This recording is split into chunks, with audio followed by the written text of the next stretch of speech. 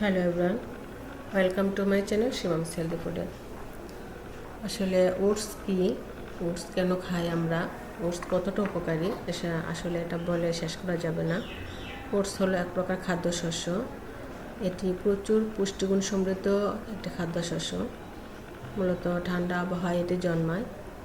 আর এই ওটস থেকে biscuit, cake, রুটি সব ধরনের খাবার তৈরি করা যায়। আর ওটসে সহজে দ্রবণীয় ব্যাটা গ্লুকোন থাকে। আর এই ব্যাটা গ্লুকোন দেহের ক্ষতিকর কোলেস্টেরল নিয়ন্ত্রণে দারুণ ভূমিকা রাখে। তাই সকালের নাস্তা হিসেবে ওটস খুবই জনপ্রিয়।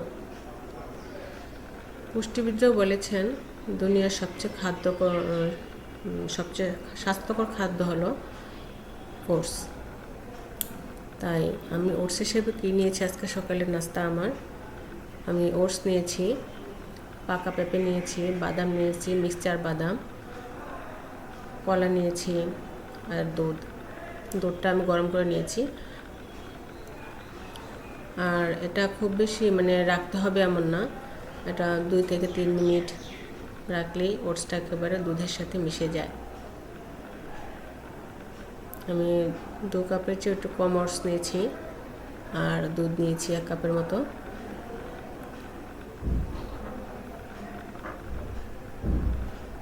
পেঁপেতেও পুষ্টিগুণে ভরা, বাদামেও পুষ্টি, কলাতে পুষ্টি, দুধ আছে এবং আমি এতে চিয়া সিড, মধু ইউজ করেছি। সব কিছু মিলিয়ে সকালের এই নাস্তাটা যদি আপনি করতে পারেন তাহলে আপনার সারা দিনের পুষ্টি চাহিদা পূর্ণ হয়ে যাবে। আপনি সারাদিন এনার্জি পাবেন অন্যরকম।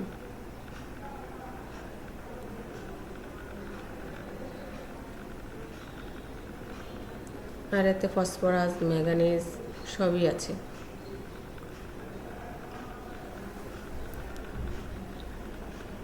আমি পাকা পেঁপেটা স্ল্যাশ করে দিচ্ছি, চামচ দিয়ে দিচ্ছি। পাকা পেঁপেটা একটু বেশি পাকা ছিল।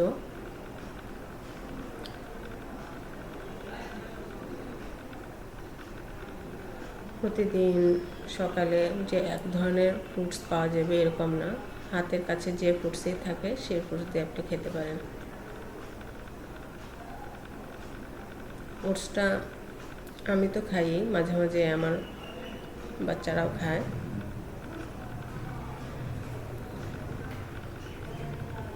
জানলে অবাক হবেন, আমার 4 বছরের একটা পিচ্চি, সে ওটস পছন্দ করে। যদিও বাচ্চাদের জন্য ওটসটা খুব বেশি দরকার না, আবার দরকার, কারণ ওটস ফাইবার সমৃদ্ধ একটা খাবার। আর এটা মাঝে মাঝে বাচ্চারা খেলে খুবই উপকারী। আর এতে আমি কলা নিয়েছি।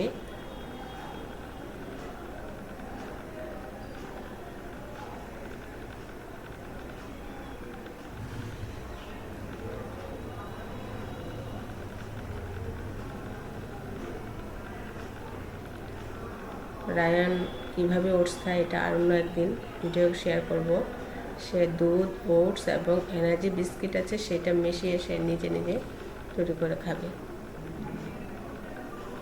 আর এখানে আমি মিক্সড বাদাম দিয়েছি। এখানে খেজুর আছে, কিশমিশ আছে, কাজু বাদাম আছে, কাঠবাদাম আছে, চীনাবাদাম আছে, সব ধরনের বাদামই এতে আছে এবং কালো কিশমিশটাও আছে। আর এতে আমি চিয়া সিড দিয়েছি।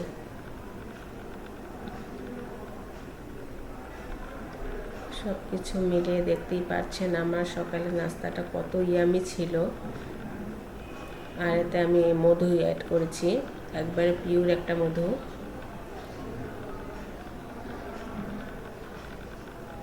এখানে ছিল সরিষা ফুলের মধু। দেখতেই কত ইয়ামি লাগছে, খেতেও তো অনেক মজা লেগেছে।